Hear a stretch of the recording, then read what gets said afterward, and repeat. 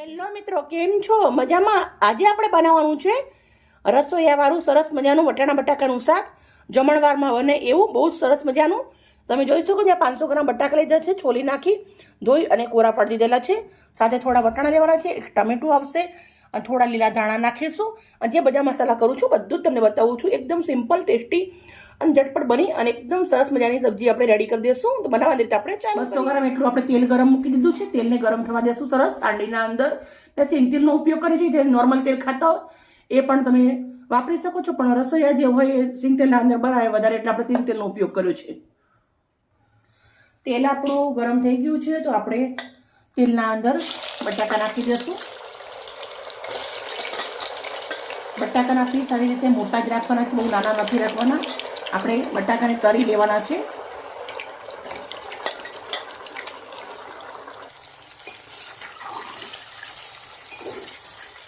બટાકાને સરસ મજાના તળી લેવાના છે.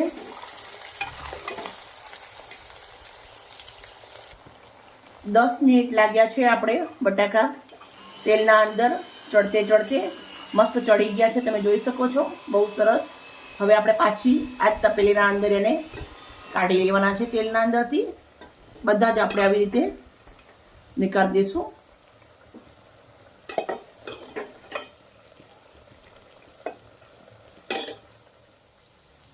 ચાર પાંચ નંગ સૂકા મરચાં લીધા છે, એક ચમચી રાઈ જીરું લીધું છે, 4 નંગ લવિંગ લીધા છે અને બાદિયા લીધા છે, ટુકડા 2-3 તેલના અંદર નાખી દઈશું. 1 ચમચી ભરીને હિંગ નાખીશું.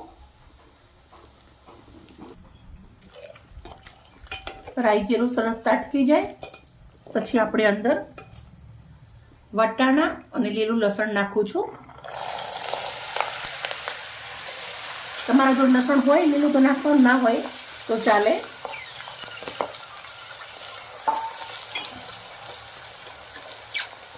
હવે આપણે ટામેટો હતો એ ટુકડા ટુકડા મોટા કરી લીધા છે. એક ટામેટાના 2 મિનિટ જેવું સંતળાવા દેશું. હવે આપણે મસાલા કરશું. 1 ચમચી મરચું નાખું છું, અડધી ચમચી હળદર, 1 ચમચી ધાણા જીરું, 1 ચમચી ભરીને મીઠું.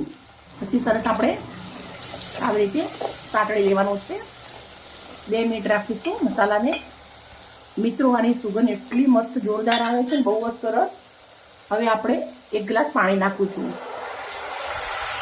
પાણી નાખ્યા પછી આપણે આને એક ઉકાળો લઈ લેવાનો છે. ઉકાળો સરસ આવી ગયો છે ને બટાકા જોઈ શકો છો એકદમ મસ્ત મજાના ગળી ગયા, એવી રીતે મેં બાફી લીધા છે. હવે એને આપણે નાખી દેવાના છે ઉખડતા મસાલાના અંદર. થોડો 1 ચમચી એટલું હું ગરમ મસાલો નાખું છું. પછી ધાણા ભાજી નાખવાની છે, ભરપૂર લીલા ધાણા. હવે આ શાકને 5 મિનિટ સુધી ધીમા તાપે ચડવા દેવાનું છે. ને એકદમ રસોઈયા જેવો કલર. હજી 5 મિનિટ રાખશું એટલે બહુ જ સરસ મજાનું સબ્જી શાક આપણું રેડી થઈ જશે. આપણું શાક સરસ મજાનું રેડી થઈ ગયું છે. તો હું એક પ્લેટના અંદર નીકાળું છું.